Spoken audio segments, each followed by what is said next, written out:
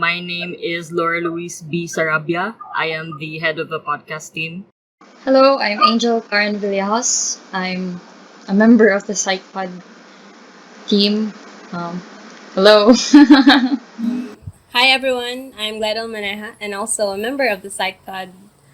And this is my first time here, you all. And welcome to the second episode. We're now going to be talking about this episode's theme, which is angst. Now, before we start bitaw, we do have to clarify what does angst mean, because I know among the three of us, I think we have a general idea of what angst is, and we're referring this to in terms of fan fiction, diba, mostly. Angst. Yeah, the actual definition of angst is very different. Just to be on the same page, do we all know what the meaning of angst actually is? Yeah.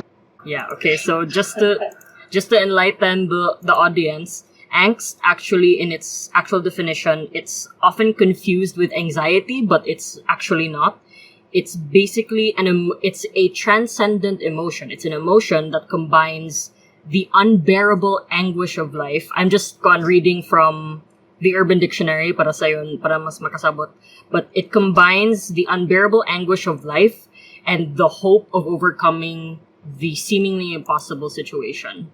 But when we started discussing this episode, we were thinking of the fan fiction definition of angst, which is basically anything that is what's a term, Anna? Dark and depressing fan fiction angst. It's different with angst. Something. Basically, the definition that we were basing this whole episode off of was any literary piece that contains dark, depressing, angry, or brooding emotions from participating characters. It is a very common trope in fanfiction, and it's actually one of the things I specialize in writing and analyzing. I don't mean to sound mean, but I love reading and writing angst, and especially watching it. So, the first thing that we should address is, why do we love angst so much? Sige, we'll start with you guys. Sige, why do we love angst so much? Personally, I think I'm into reading angst is because it's not, in terms of fiction, I'm not directly involved in it. So I can just safely look at it in a far side kind of idea. That's what it is. That's why I'm into angst, because I can just look at it and that's it. I don't have to be in it. I can feel it, of course, but I can't, it's somebody else that's doing this thing. Yeah, you can appreciate it, but it doesn't affect you that much. Basta you can enjoy it, but at the same time you're kind of detached from it, diba? Okay, so Angel, why do you love angst? As for me, I have two reasons why I love angst. The first one is that, same as Glide, I like watching characters suffer. That sounds so sadistic, but I like the fact that you can see them suffer and you can see them get up from those suffering. The resiliency afterwards is so satisfying. There's also the other reason, which is that I love the feeling that, that burning feeling that you get when you read it and you get hurt, and the pain, it eats you alive, and it's so good. It's so satisfying to feel pain, to feel hurt over fictional characters. The feeling of angst is so different.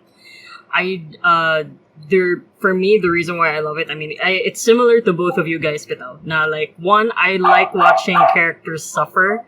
It's been a thing of mine since I don't know when I started, but basta is the feeling of watching a character in pain. I think you guys have heard me say this phrase before. The only thing that I love more than Ida Tenya is watching him in pain. So that's exactly what that means for me.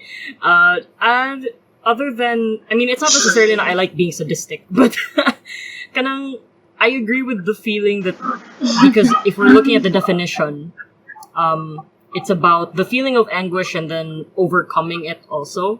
So I like watching the character in pain just to see them get out of it.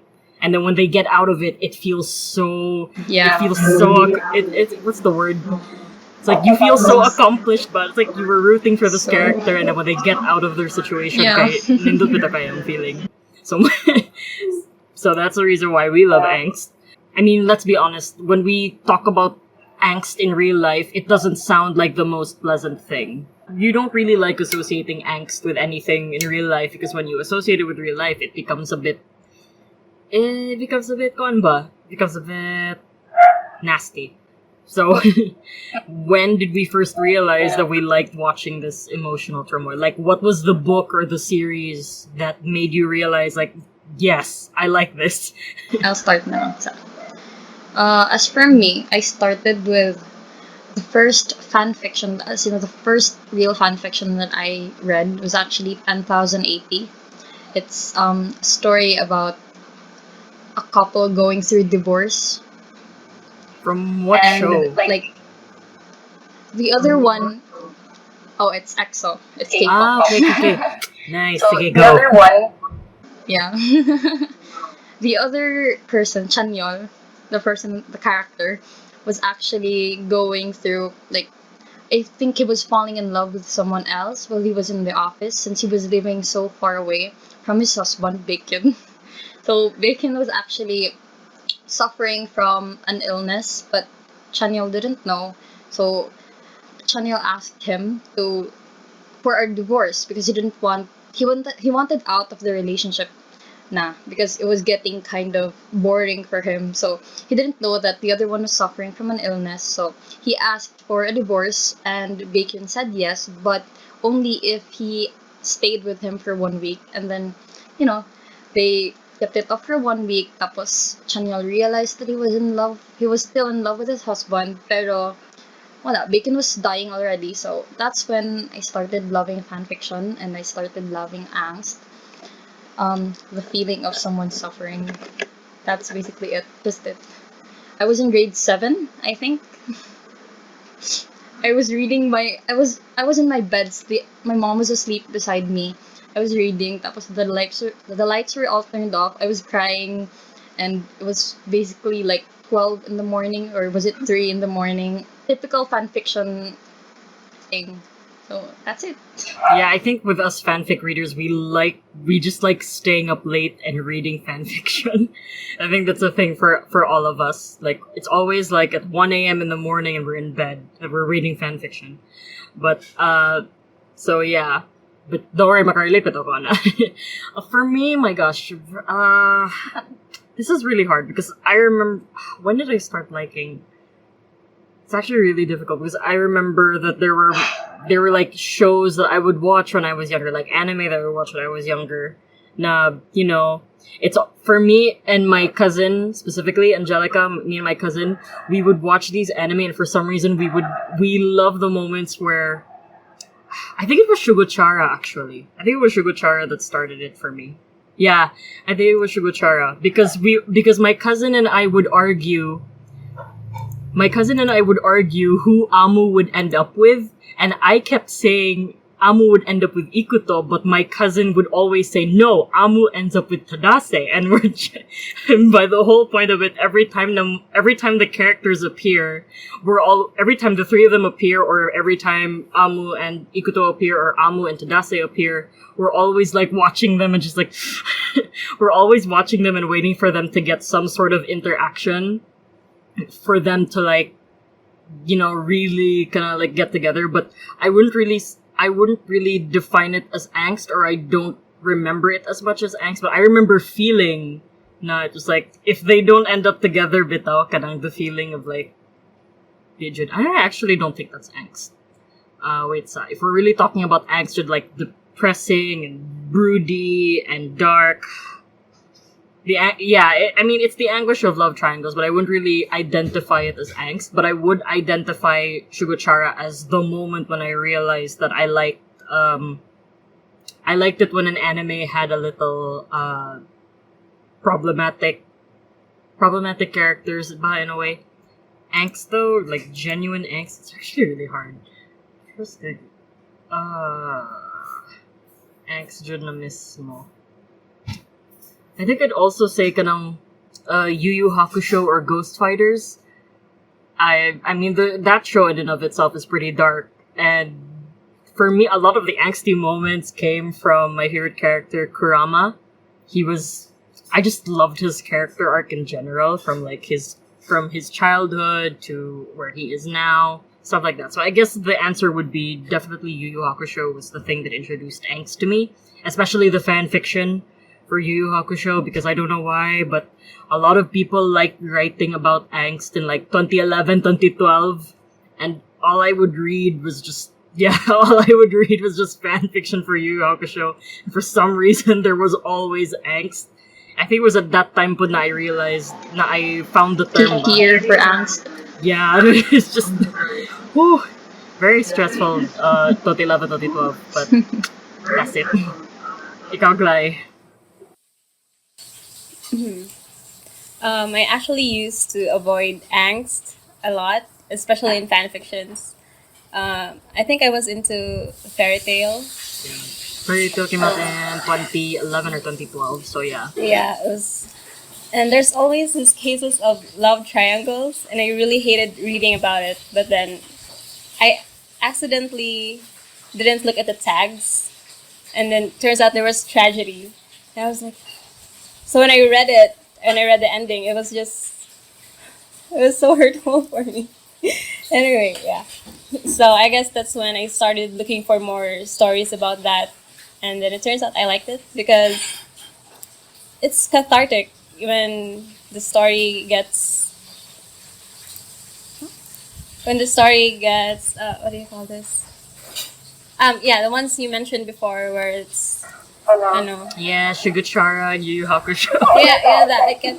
Ooh, Shiguchara was I don't have an actual word for it. But like, yeah. do we still I know that we've mentioned things now, like, okay, so we used to read fan fictions about this. Do we actually still do it now? Do we still read angst fan fiction? Actually, I don't. I don't anymore because most of the things I watch have angst of their own. So like, I don't feel the need to look it up. I am angst, yeah. Here's the funny thing. I used to read angst fanfiction. Now I actually write my own angst, angst stuff. Anything that's like fanfiction or original content. But if there's no angst, there's kind of no point. For me, if there's no angst, there's no point. Okay, so, now that we're talking about angst, what has been... But I'm pretty sure we still consume the media that, like, has angst, right? We all still do. I'm pretty sure we all do. But what has been our favorite instances as of right now? Like, as of recent, what has been our favorite? Have you guys heard of Killing Stalking? The show? Or is it a show or like a movie? No, it's a webcomic. Oh my gosh, that's why I don't really read web comics, which is a bad thing on my part because I know a lot of them are like really angsty now. My cousin likes reading them and sometimes she'll show me. But it's not really more on the angst side, it's more on the psycho killer side. Yeah. And the ending is, I mean, it's well deserved, but makafeel lang ka nga, huh? Mao na to? That kind of thing. But yeah. What about other angst-filled stories you have? Choppy, sorry, what was the question again? The question was, what is our current favorite instances of angst in like fiction? Like, what's our current favorite like scene or series? I guess when it's the characters are in a established relationship and then they break up. I love that so much. Or The Pining. I love The Pining. As of right now, that's like my go-to reads. Oh my god. The Pining. Oh my god. It's all about the pining. Yeah, I agree. I mean, yeah, that's that trope has become so popular in recent years, especially I think it was around 2016 for me, in my experience, So pining is like, for those of you who don't understand what pining is basically two characters like each other, but neither of them are ever willing to admit it. And so they just they like admiring each other from afar, but in actuality, they actually really like each other, but they just won't admit it ever. So that's what pining is. And they suffer in silence. Yeah, the suffering that comes with it. The suffering that comes with pining is it's very emotionally stressful. But that's why we read it, and that's why we watch it anyway. So a good example of pining is Kaguya-sama Love is War. I really want to spoil, but I won't spoil because I know only 2 seasons have come out.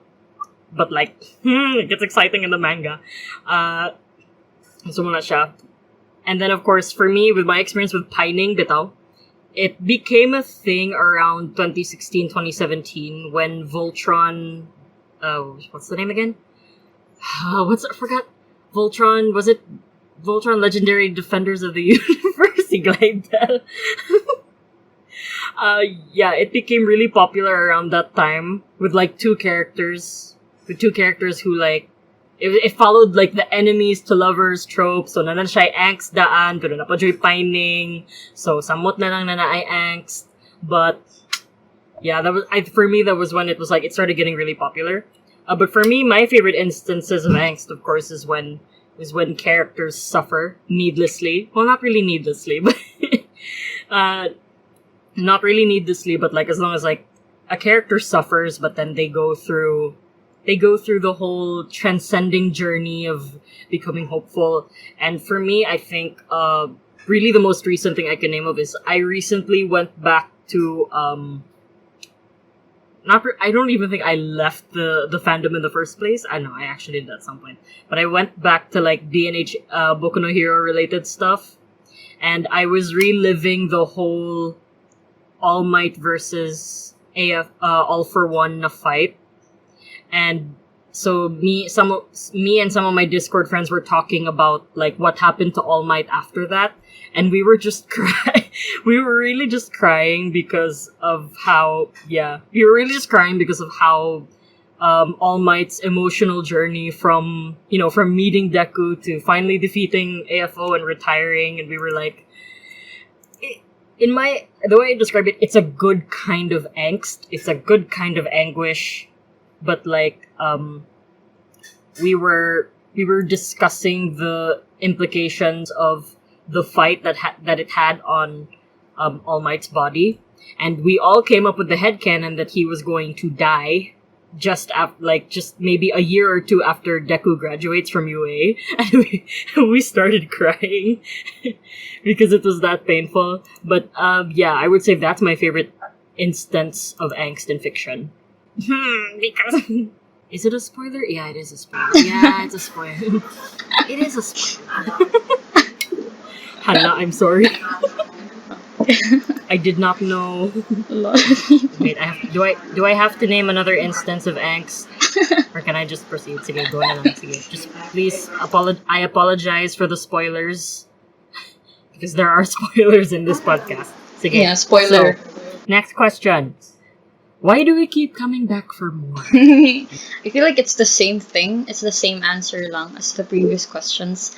It's about the suffering and the burning feeling of watching them suffer, of feeling them suffer. It's like when you're reading fan fiction or when you're watching things and you see the characters suffer. It's like you're suffering with them as well. And I guess that's what makes me come back for it. I don't know if it's a masochist thing or if it's a sadist thing, but I guess it's a bit of both. I like watching them suffer and I like suffering with them as well. So Glydel, why do you keep coming back for more, or do you come back? Charot. I think that's helping you. I think that's also because we are learning with them, and also we're growing with them in that kind of way. And since we're reading about them, we are following their life story, that kind of thing. So when we see them down, and then when we see them grow out of it, it's just nice to know that they've grown past that. I definitely agree with both of you where it's it's about the emotional journey of the character. So it's like, and I think for all of us, we all experience that similar thing, like that feeling of anguish and like wanting to overcome it, the hope of overcoming it eventually. And I guess it's nice to see it in fiction because like, it's like when it's in the context of fiction, good, you can just like, you're mainly an observer, but like you're an observer with feelings. So you can feel what the character is going through and you want the character to be able to conquer that feeling of anguish and then, move on with their lives. We always consider like any moments of angst as like a character arc. And so the whole thing about overcoming angst is that it is about perseverance, resilience, and it's not only something that can be identified with in fiction. It's also something that we as everyday people we go through that, and it's normal bitaw. But like I don't know why, but seeing it in fiction just makes you feel a little bit more. The word I don't want to use is giddy or like happy, but kanako ba? Relatable, I guess, is the closest term that we can. That we can accompany or we can relate to it ba. So, next question. Do we find that angst in fiction mimics real life, or are we affected by fiction in some cases? So for me, ako lang mo start.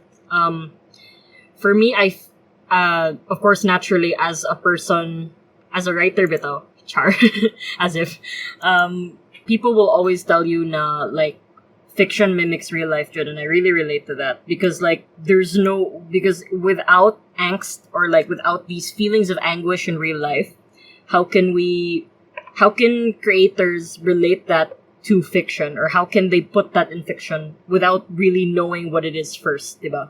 So for me, it's like you can't not really emulate, but you can't replicate something without having experienced it first, bitaw. And when I think about like angst in fiction, I think about how it's nice to watch someone else grow, bitaw.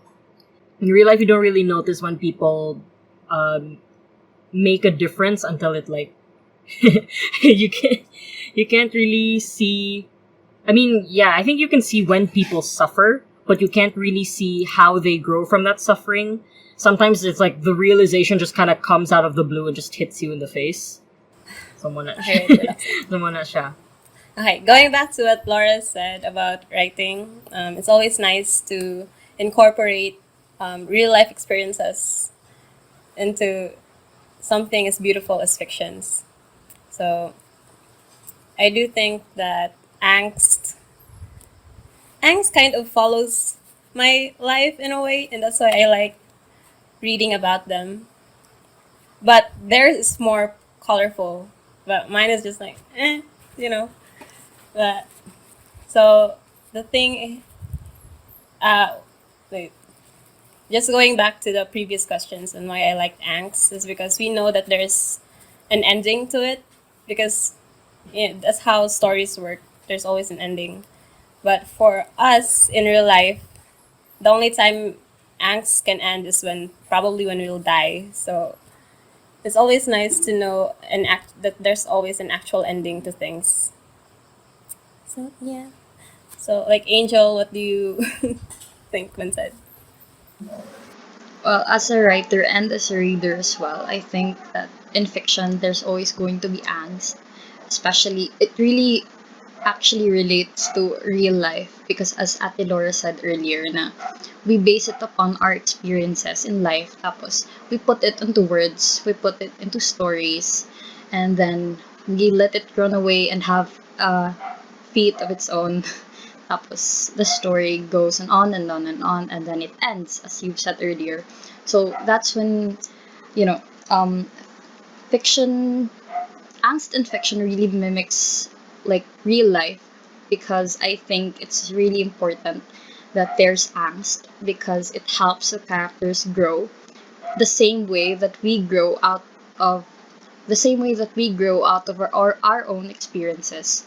Diba? Kay, in fiction, there's character development, and in real life, there's also that character development. So we get that character development from angst that we experience in real life. So yeah, I think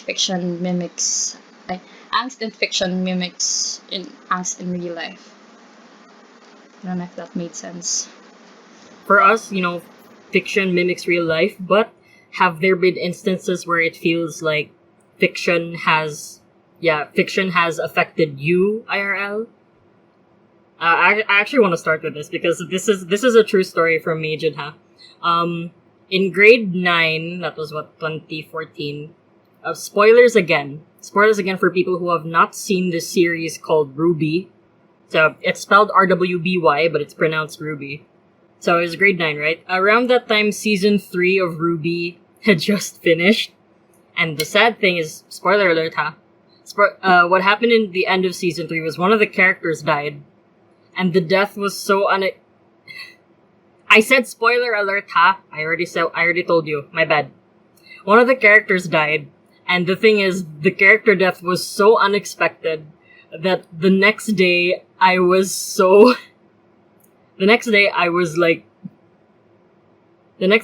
really, really sad. Like, the whole day, Judas. I remember, especially during my, chemistry class, I was playing with my scientific calculator. And my scientific calculator has that setting bitaw where you can, customize a message when you turn it off. My calculator was one of those calculators. And I basically wrote the name of the character that died and rest in peace. Because I was so devastated by the death that I was like, I was really it was the first time that I felt I didn't know that this was gonna be that painful. And another thing that made me, where fiction affects me in real life, klaro kayo ba, the gravity of the angsty situation was so big that it affected me. And until this day, it actually still does, is the last episode of Plastic Memories. That episode can make me cry with just one sitting. Yeah, it's very rare for me to cry over an anime, but Plastic Memories did that, and it still does that to this day. I really can't get over the ending. So I would say that that's one of the instances. I don't know. For me, I'm just gonna talk about Plastic Memories, just the last episode. I won't spoil anything. But as long as, I think, because, it's the finale. I'm just gonna say that the finale of Plastic Memories made me emotionally distraught. I don't know. I actually, even when I think about it now, the plot of Plastic Memories, I think from the beginning, I knew it was gonna be a tearjerker. I knew it was gonna be an angst fest.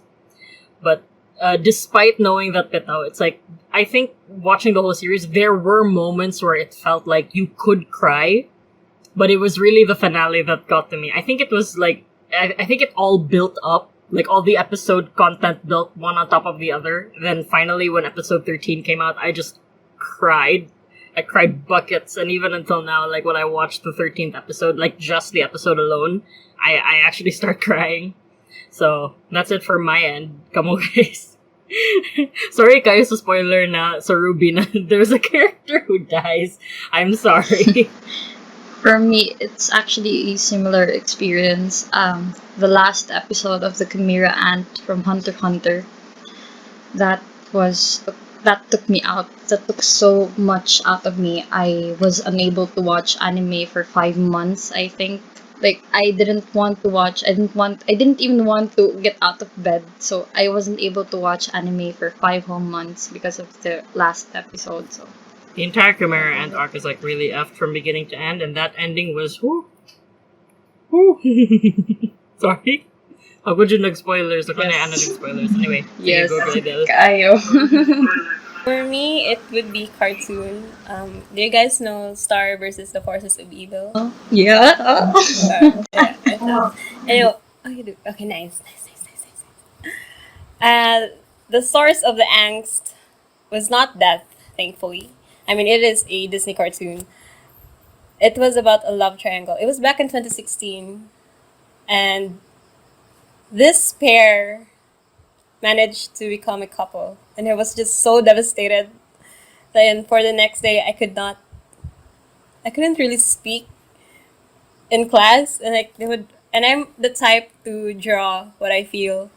So when they saw in my sketchbooks that why is there a heart that's broken, blah blah blah, and I was like, "Guy, are you okay? Like kanang gaaway mo ni ko ano?" And I was like, "Ha, dili kanang tungod ni sa katong cartoon." I was like, "Oh, okay. Like you're gonna be sad over that, like." Bitch, like excuse me, yeah, I will be sad. So yeah, it took me so long to recover from it, and even now, yes, thank you for that validation. There's nothing wrong with being sad over fiction.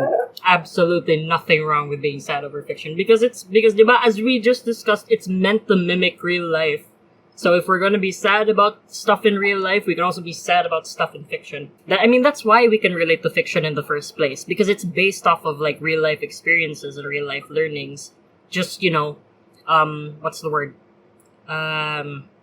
They just beautified it, I guess. They romanticized and beautified the lessons to make it seem appealing to like a wider audience and stuff like that. And also, I think for me, for us is like one of the things, a movie I'd recommend, I think, on like, if you really want to feel angst to the max, but like want it to be like realistic, because I know we've been talking about stuff like anime and manga and fiction, and those things aren't really realistic. And if that's not your thing, maybe if that's not really your thing, then this is just on my personal experience. One of my favorite realistic of course, Hachiko is one. For me, it was Tuesdays with Mori. Guys, i-oning mo mic, guys. Come on, comment with me. Tuesdays with Mori.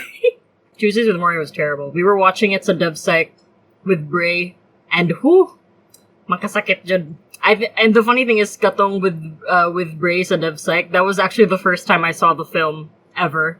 So I was crying in my classroom because of how good it was. So muna siya. Okay, so now that we're talking about angst in fiction, let's talk about angst in real life. Whenever we do encounter the feeling of angst or the feeling of anguish, how do we usually deal with it, or how do we overcome it? Because if angst is about feeling anguish and then overcoming it, how do we do that? The only thing I can do is cry. Yeah, dying is optional too. But it's mostly just crying, and so much crying, and then you feel fine, and then so much crying. I don't know, there's no escape to that cycle of crying, actually. So yeah, that's how I deal with angst. And also talking to your friends about the problem.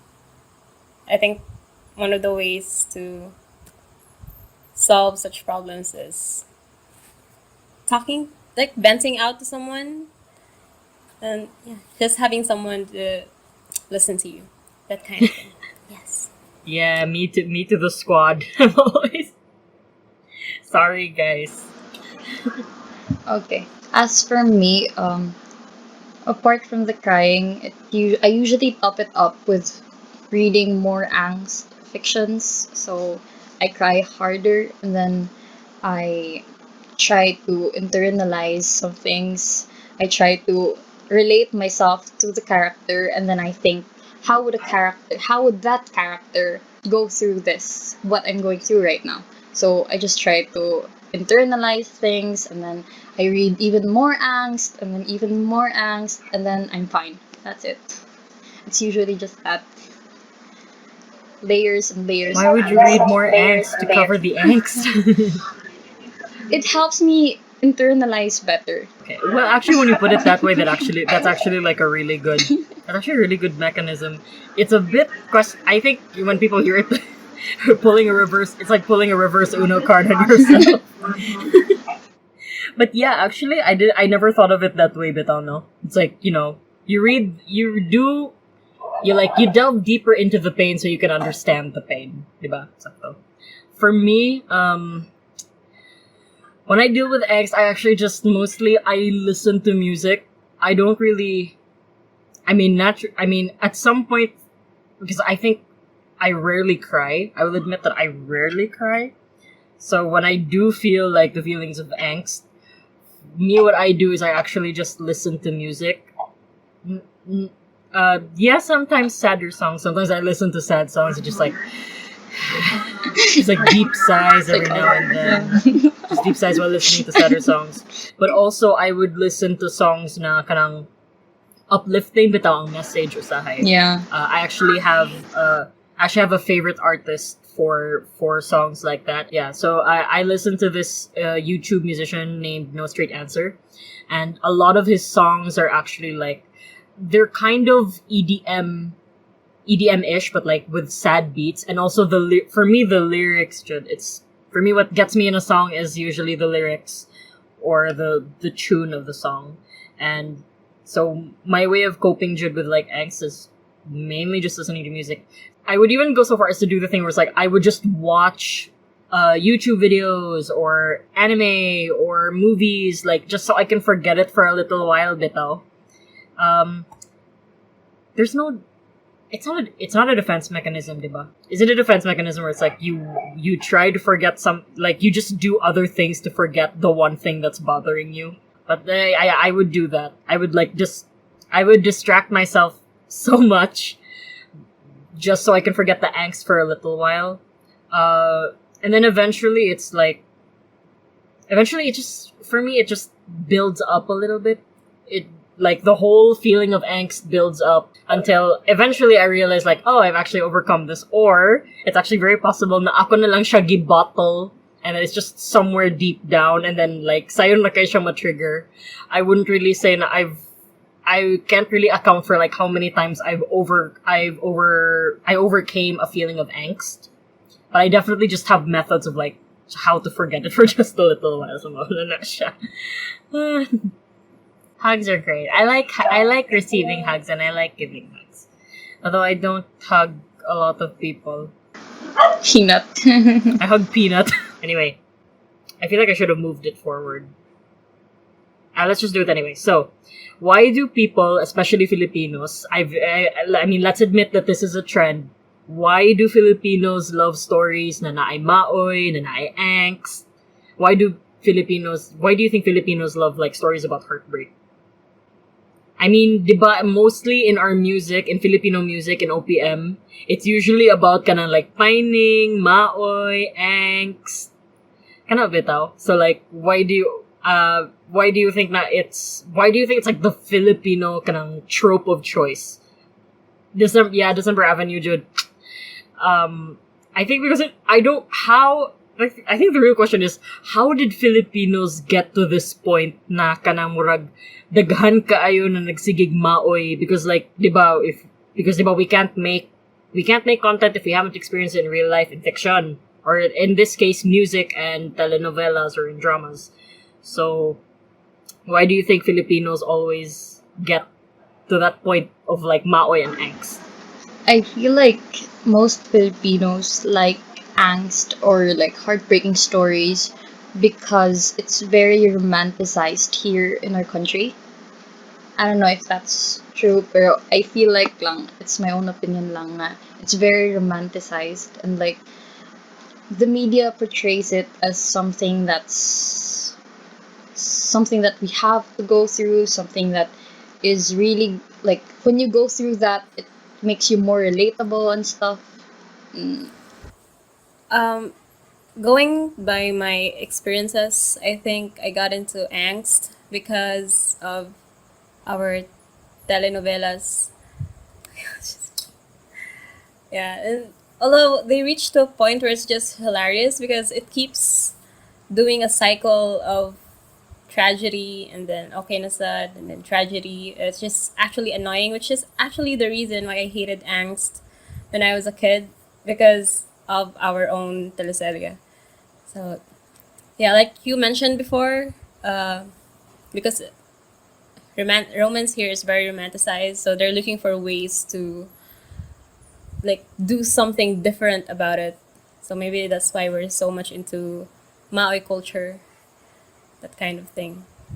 I think the reason why Filipinos kind of love stories about Maoy and heartbreak is because I don't mean to kanang discriminate or diss on the Filipino people because we are Filipino, but like kanang it's our naivete sometimes. We're very, I think us, especially in terms of romance, we're all pretty much kind of naive at some point na kanang murag, the feeling bitaw like, we're hopeless romantics, that's the term. We're hopeless romantics as a people, and because of that, like we tend to get into situations that lead us to getting into that angst or Maui state, which is why a lot of our media even in my experience, again with the fiction thing, Wattpad or pop fiction books, diba, there's always like it's always about like two characters meeting and then getting together, two characters meeting and then going through like the turmoils of the relationship and then eventually getting together, or it's like they're together, there's a problem with the relationship, and then the whole story is just like expounding on the angst until eventually until eventually it just ends in either like a bittersweet ending or a happy ending, that kind of thing. So yeah, I think it's just been really common for our for Filipino culture na kanang naadyo'y Maui ug naadyo'y angst, because in my opinion, kanang basta like we're hopeless romantics, we love the idea, but also because we're hopeless romantics, we get into a situation na sakit jud, char. And we get into a situation na sakit, and therefore it's just become really popular, and I think that's why someone na siya. Why are these stories so popular? I think it's because we're a bunch of masochists. We are all secret. The Filipinos are secretly masochistic. And again, like diba, I already explained it naman, because like I think culturally we developed this hopeless romanticism. Like, I wanna add something. Kanang also like reading in the psych book. I mean, we are also more in, what do you call that? We're more. God, I forgot the word. I can't remember it. We are more attracted to pain, that kind of thing. So we welcome it more. I mean, like our brain actually sort of. Oh, God, I really forgot the word. This is messing me up. But yeah, we are more attracted to pain, that kind of thing. Also, historically speaking, about the masochist thing, well, we have been colonized for so many, many, many years. And gasunod-sunod the Sarabia. So we're probably so used to that fact of being like owned by someone, and even until now that there are people fighting for our freedom, kay di sila musugot, kay we're probably the bottoms of this country, that kind of thing. Yeah, also just to add to Glydel's statement, gamay, we probably developed our masochistic tendencies then, and then maybe even some sadistic tendencies. Who knows? We never know. Like diba, as you said, na people, we are so used to kanang serving and being under more powerful countries, so maybe that has something to do with why we like pain and angst and whatnot. Okay, so last thing, and I think this is like this is really, really relevant to us, especially me. I would say me, because I don't know why, but why do we remember the heartbreaking endings or the sad and angsty endings more than happy ones? Or if we do remember happy endings, they have to be like super, super powerful that we remember them. But for the most part, we kind of remember the angsty moments more than the happy moments. I think it's more on the journey going through that and sad endings. Because like we went, these characters, we went with them through all that, but then we only get sad endings. So I guess we keep having these thoughts of, sayang nga eh, it could have been better, that kind of idea. So I think that's why it stuck to us more, because you really want something else for them. Sad endings also often like deliver deep messages compared to happy endings. Maybe that's just deep, pero there's always that thing wherein sad endings have deeper meanings, or like they make you realize and internalize more than the happy endings do.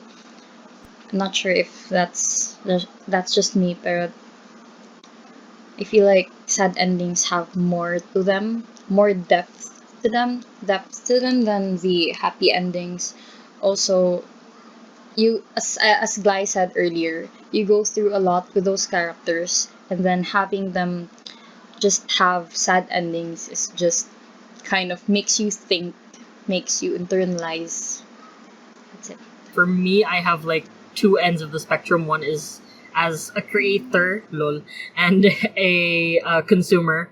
So as a creator, I remember the sad endings more than the good endings, because the happy or good endings kind of usually we kind of associate that with like the end of a journey.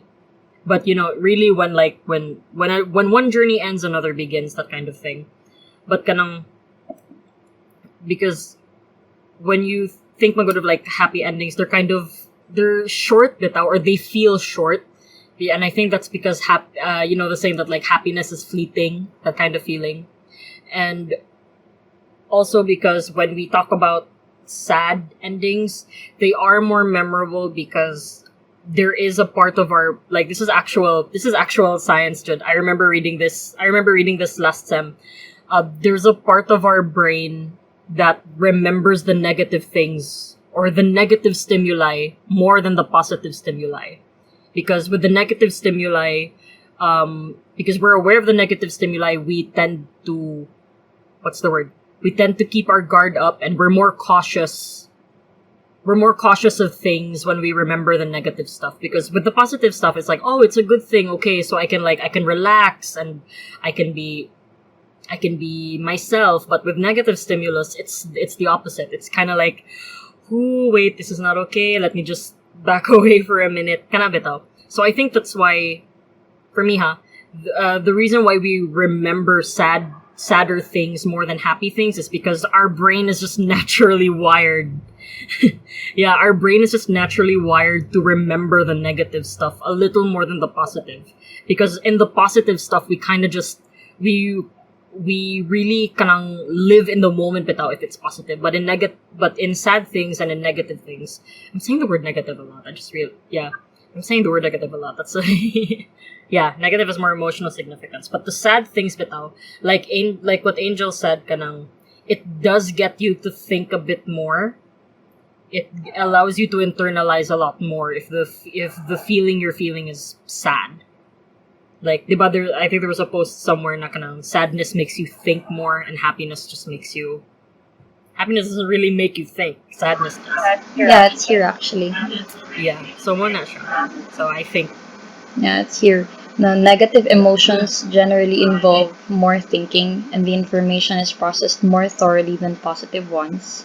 Daw. So that's why we tend to ruminate more about unpleasant events daw, and use stronger words to describe them than the happy ones. So there's actually a psychological explanation daw for that. so mo na siya, guys.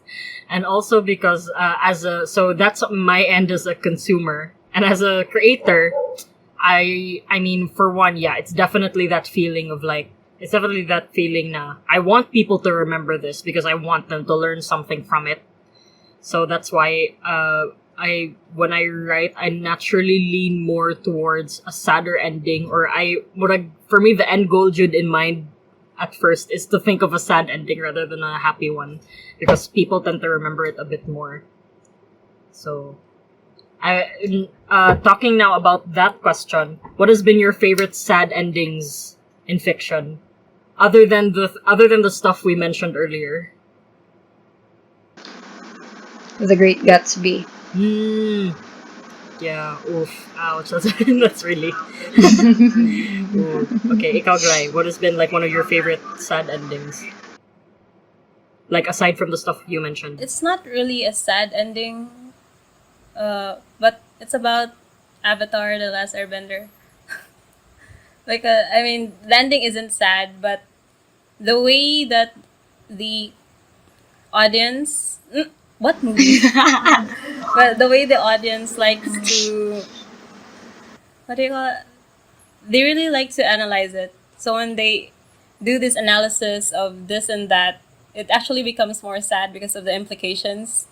So when I'm thinking about it, it's just like, oh, okay, yeah, that actually happened. That kind of thing. I have no idea what movie you guys are talking about.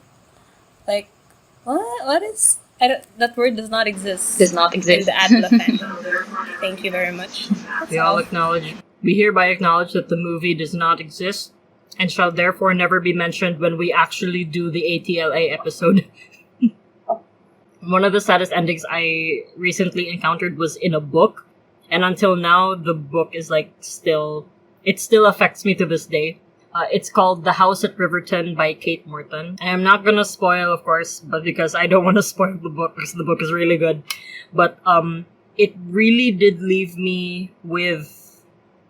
I can remember the ending, and I remember like after I finished reading it, I would think of the ending over and over again, like just to relive it, but also it really did make me think about the book a whole lot more, and it made me think about the characters to the point that I actually psychoanalyzed the characters a little bit. So, yeah, that's my most recent heartbreaking ending.